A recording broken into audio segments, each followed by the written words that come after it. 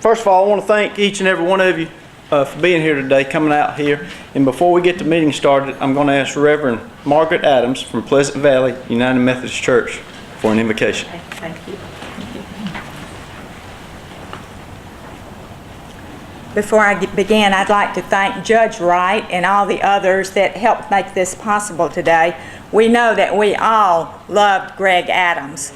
What a wonderful person, and it was my joy to be his pastor for the last year and a half of his life. We all miss Greg and we love him, but we thank God for the life that he lived. So let us pray.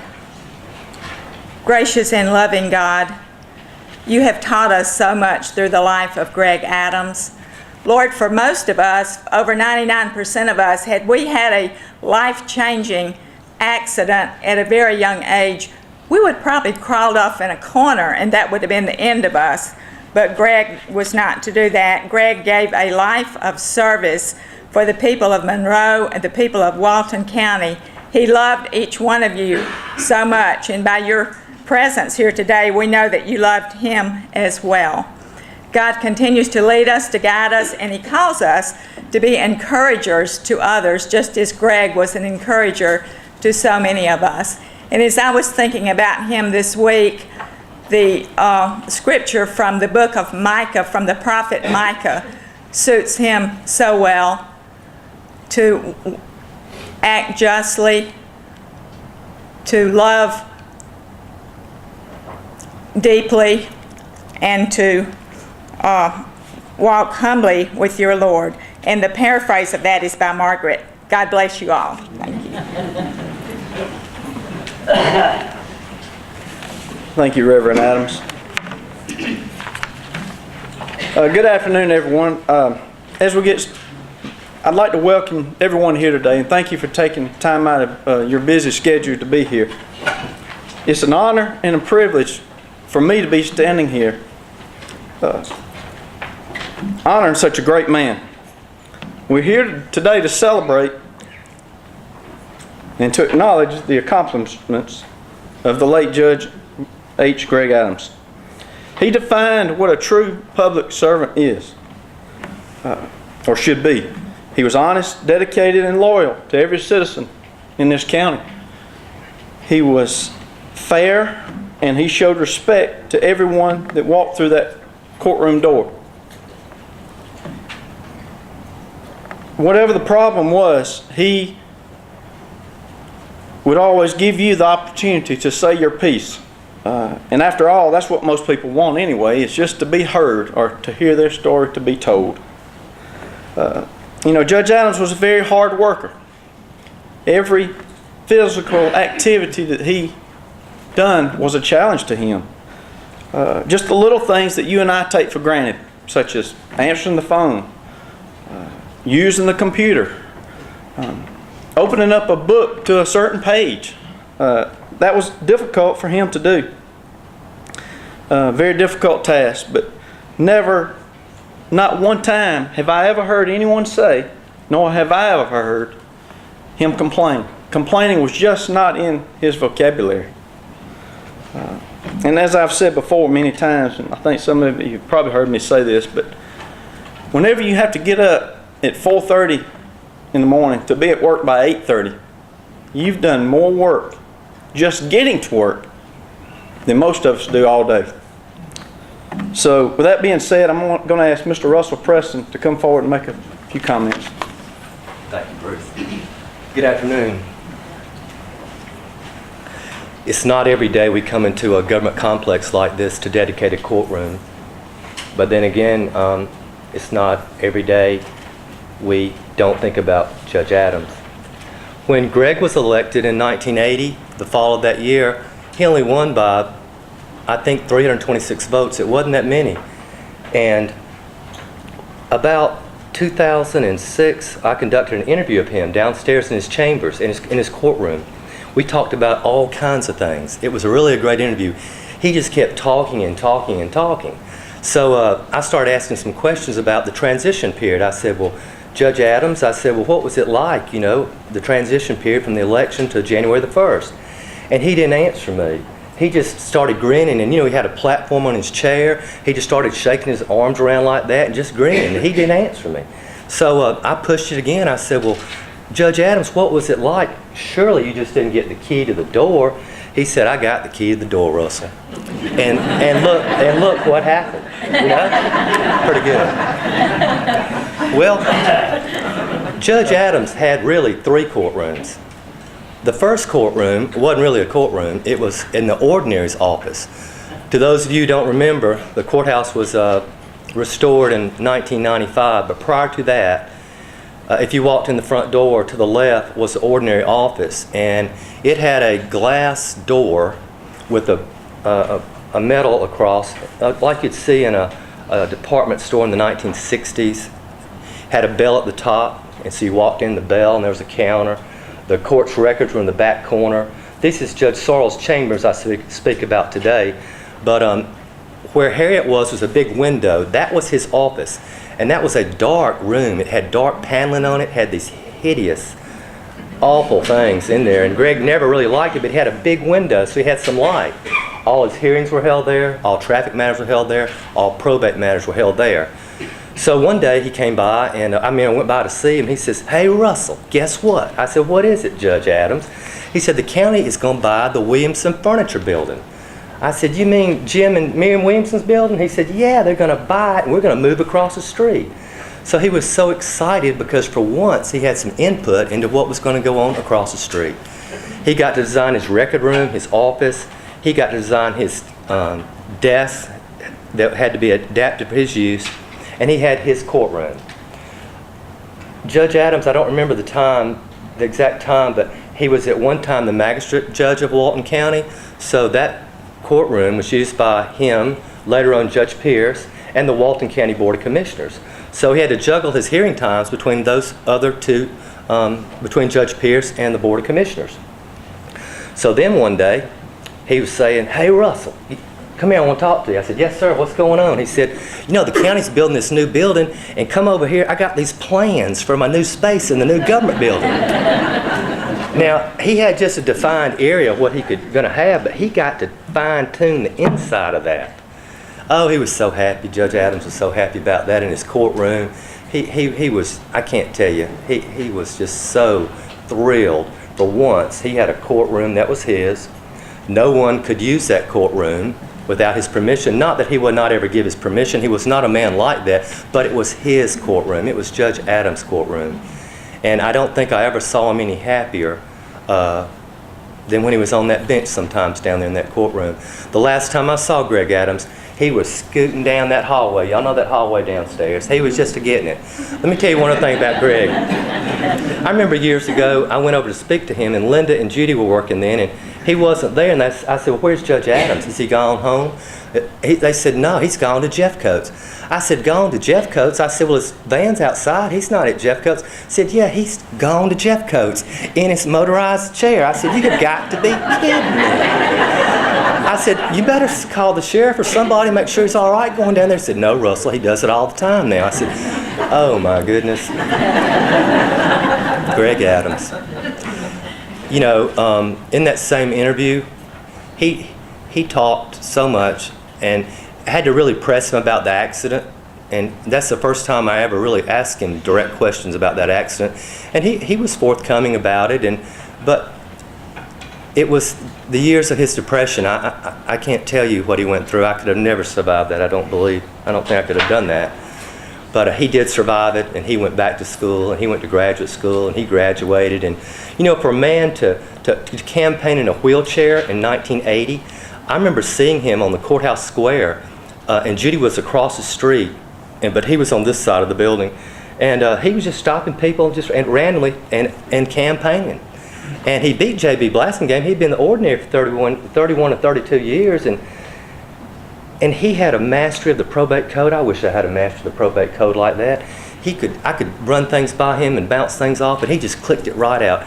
Title 53, which is the probate code, he knew that thing from top to bottom. And, Greg finally adapted to use of the computer and the internet, and he would just be whacking away, on that thing like that, pop up on the screen right there. But one thing Greg told me when that interview was winding down, he said, Russell, I said, "What is it, Judge Adams?" He said, "This big building," this was like in 2006, I'm pretty sure it was, January maybe. "This big building," he's waving his arms, "this big building, Russell. The county's going to outgrow it one day." I said, "It's impossible, Judge Adams. This is a huge complex." He said, "No, they'll outgrow it one day." And, you know, the county's about to burst now because it's just growing. But everybody that speaks after me, it's all about Judge Adams, because forever now, in perpetuity, that courtroom downstairs is going to bear his name, and this plaque, I hope you can see very shortly and everything. And I'm a better lawyer, I'm a better person, I'm a better citizen because of Greg Adams. He was the type man who just, you know, he was truly for Walton County at all times. Thank you very much.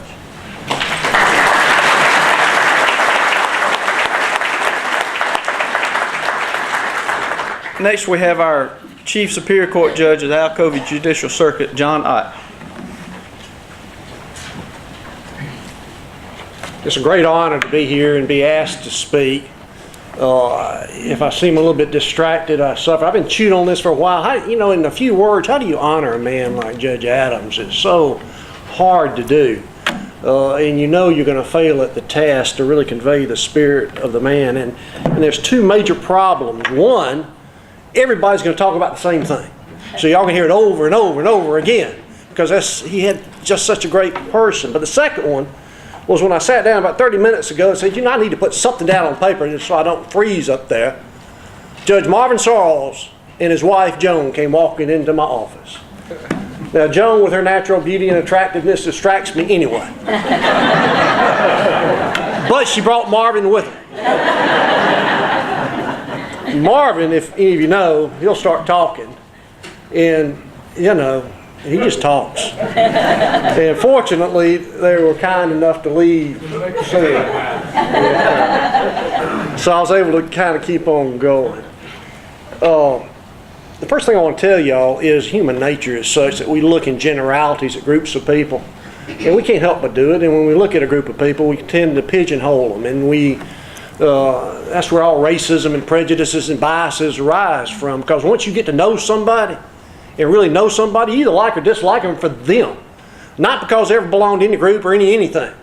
Well, I got to know Greg Adams when I came here in 1981, over 30 years ago. I got to know him as a person. And this is going to sound so naive and simplistic. I didn't know him as a man in a wheelchair. I knew him as a person. If I had not known Greg and just saw him in a wheelchair, then I would have all the attributes of what I think they're disabled and everything. But I didn't. I knew Greg. All the things about Greg Adams, his common sense, his humility, his, we strive as Christians to emulate Jesus in the sense of being servants for others and to keep pride down. That was Greg Adams. Every time I went and talked to Greg, any time over those 30 years, he was the most pleasant man to talk to. He always had that common sense, that ability to sit down and talk with you. Never saw the man angry in over 30 years. And all of y'all know me, I'm at one end of the spectrum as a judge, and he was at the other end. He was just a great, nice, patient, kind man. Apparently, there's just a lot of different styles of judges. But to me, he exemplified the attributes of integrity, honesty, fair-mindedness, wisdom, common sense, just an overabundance of common sense. All of those kind of great attributes you want in judges or in people. He had them. It's phenomenal to me. Now, as an aside, I'm going to tell you that in my life, I've been very fortunate. I don't have to go to great literature like Shakespeare or any of those things. I don't have to go watch epic movies about true love, because he was one half of the greatest love story I've ever witnessed as a human being. In all these years, just that devotion they had for Judy and Greg had for each other was just phenomenal. That's greater than any story I've ever seen or read. And it's an attribute to each one of them for that love. And that needs to be talked about some. But we all know it, and we all know Judy. That's the most I can say about that. So as I stand here, I want to tell you one other thing before I close. in over 30 years in this court system and being in this building all the time, I never heard one person, one time, criticize the probate court or Judge Adams. Now, a lot of times they were busy criticizing me, but I turn a deaf ear to that, but I've never heard them one time talk about Greg Adams or that court as anything being but the finest court. So it's a great thing that Walton County is doing. It's a great thing for this building and for that courtroom to dedicate it to Greg Adams and the man he was. You can't ask for a better. And this court can't exemplify, this government building can't exemplify a better person than Greg Adams and all the attributes he stands for. And it brings honor to Walton County, and it brings honor to this building. And I wholeheartedly thank everybody involved in this. The committee that got this up, Joyce, Russell, Bruce, everybody who worked so hard to get this accomplishment and this achievement. It's just a great honor. Thank y'all.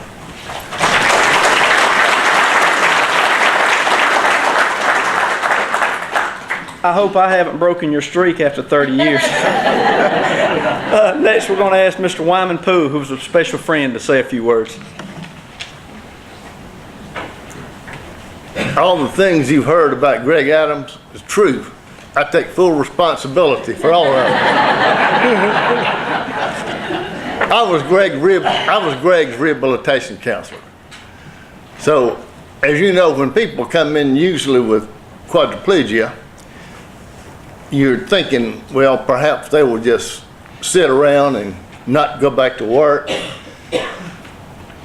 Greg Adams, from the very first day he marched in, let it be known to me that he had fully intended to have a successful career, and that he wanted rehab to help him attain that. We gave Greg a series of tests, and we quickly determined he had a boatload of sense, meaning high IQ. He had an interest in working with people, and he had some excellent organizational and leadership skills. So after discussing the career options, we decided that he could become a rehabilitation counselor with the idea later on he would move up in management. And that was our plan.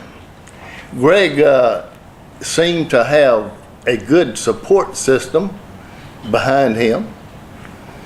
So we modified his van, paid his tuition to Georgia, and sent him off to college with a note taker.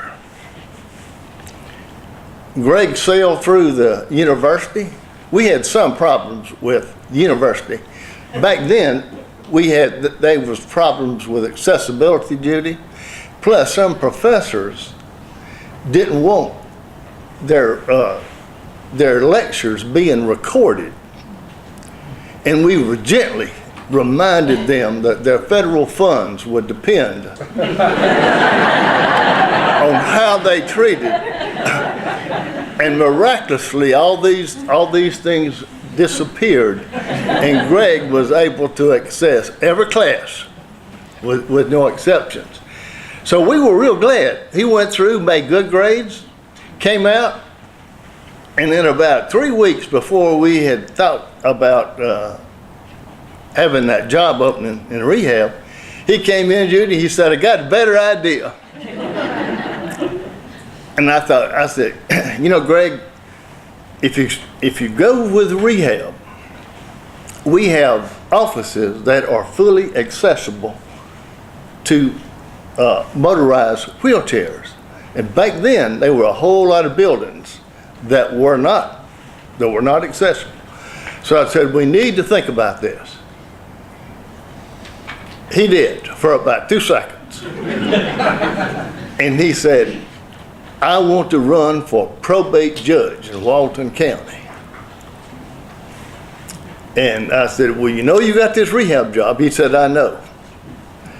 Judy, I don't know if you probably didn't ever notice this, but sometimes Greg's persistence could almost be categorized as being stubborn.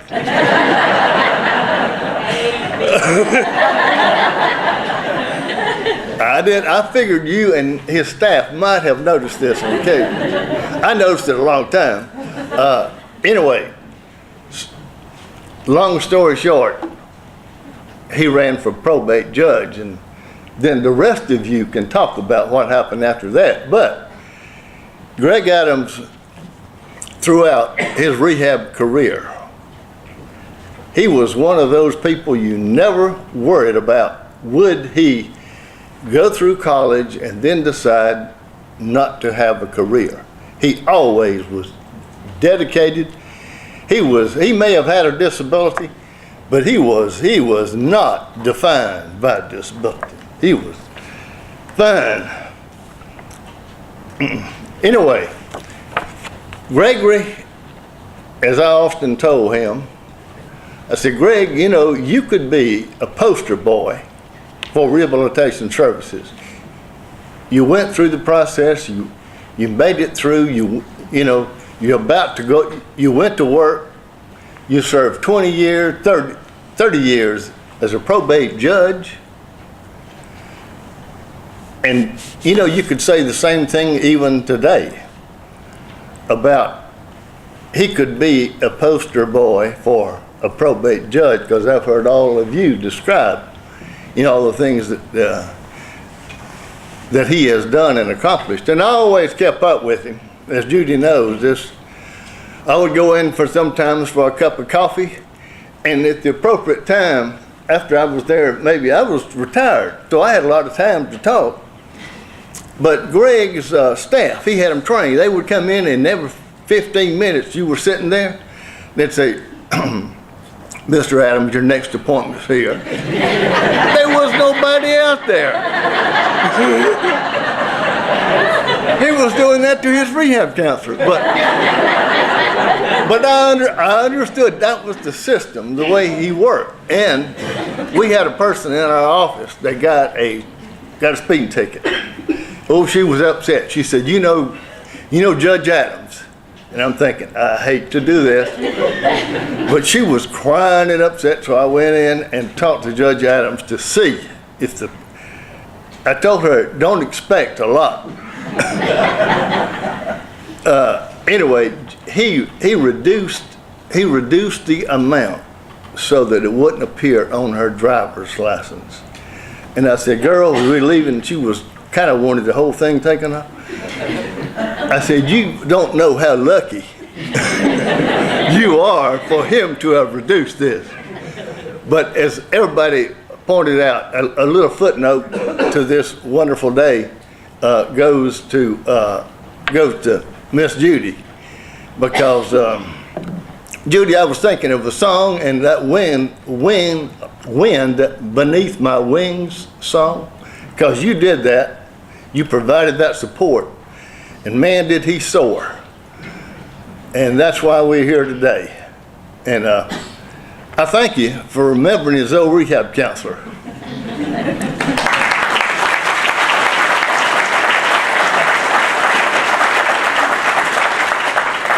I think you just let the cat out of the bag on those 15-minute appointments. Next, we have Miss Sherry Bell.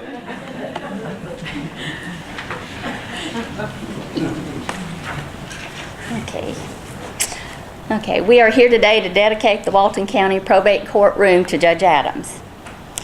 Judge Adams would be deeply humbled and deeply honored at this occasion.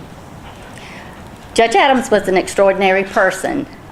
He meant many things to us girls in the probate court. He was our judge, our boss. He was a mentor to us. He was a comedian. And he also was a father figure to some of the girls. But most important, he was a dear friend to us. To me, Judge Adams was the perfect example of a dedicated public servant. I worked for Judge Adams for 15 years, and he never took a vacation. He made himself available to all of the citizens of Walton County every day. There's not a day that goes by that we don't think of Judge Adams. We miss Judge Adams dearly, and we love Judge Adams dearly. I believe that I'm a better person to have known him. Thank you, and thank you for coming today.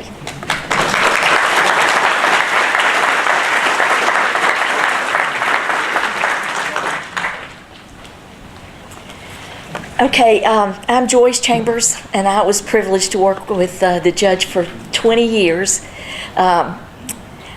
And I think a lot of y'all will remember this was the last place that we got to see him and enjoy his time, because this is where we had his retirement party here. He had told us that nothing wasn't going to let us do anything. And Sherry was talking to Judy, and Sherry said, well, he's going to be very upset at us. And Judy said, just tell him Joyce is doing it. He don't ever get mad at her. I want to thank you for allowing me to love him, because I love that man dearly. He too was a great friend and a great mentor to me. When I came to work for Walton County, I think public servants in government thinks everybody should know everything about government. Well, I didn't. I had a lot to learn, and he was so willing to share his knowledge, and I thanked him for that repeatedly. So now we're going to do what we're here for, and that's to present the plaque. But just prior to that, Miss Judy, the ladies that work with Judge Adams and myself, we have a little something we want to give you. When we had our memorial service downstairs, I got a hold of this, and I kept it with me. And I kept it, and I kept it, and I kept it. He helped me make a lot of decisions my last year before I retired. This robe was so special to him. He wore it so honorably. We wanted you to have this as a token from us, and our love for you and what you did for him, because he couldn't have done it by himself. We're here to celebrate you too, Miss Judy, and we want you to have this, okay? We're going to set it up here.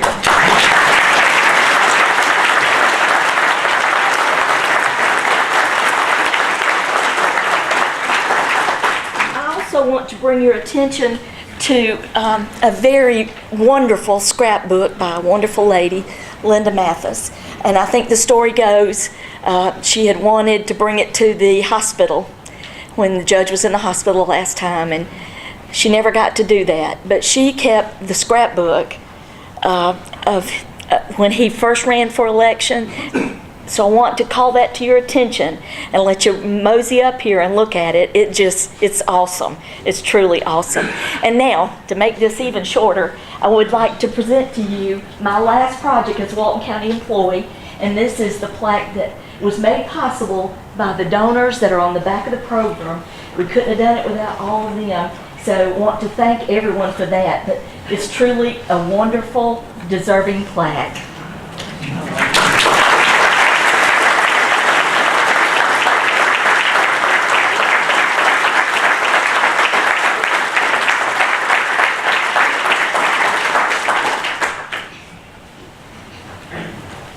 Y'all bear with me.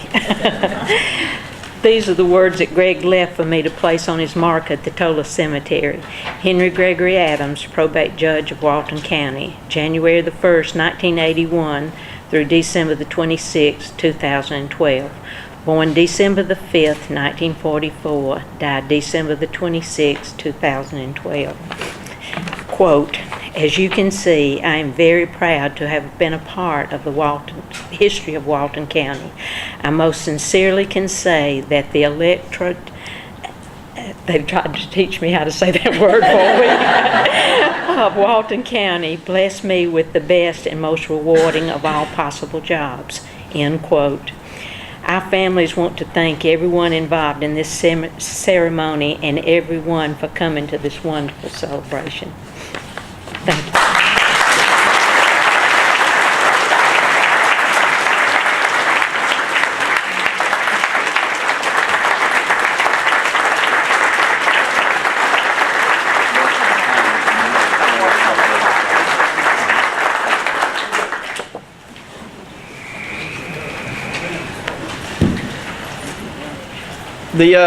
what's inscribed on the plaque is on the inside of the program, but I also want everyone to come up and take a look at it. And a little bit more of just a follow-up on the scrapbook. As Ms. Joyce said, Linda Mathis worked with Judy for many years at the bank. And Judy and Greg had no idea about the scrapbook being made. So Miss Linda gave it to Judy after his passing. And so today we were going to sort of surprise Miss Linda by having this up here. Well, lo and behold, she passed away about 2 weeks ago. So we know both of them are upstairs looking down today. And also, again, I want to thank everyone for coming. I want to thank Miss George for coming out of retirement and helping us. Also, a very special thank you to all the sponsors on the back, because it would not have been available without that, using the private donations. And I also want a special thank you to Mr. Russell Preston, because he worked very hard. But we're going to conclude. We have refreshments in the back, and again, come up and give Miss Judy a hug or look at the scrap, enjoy it, and we are adjourned. Thank you very much.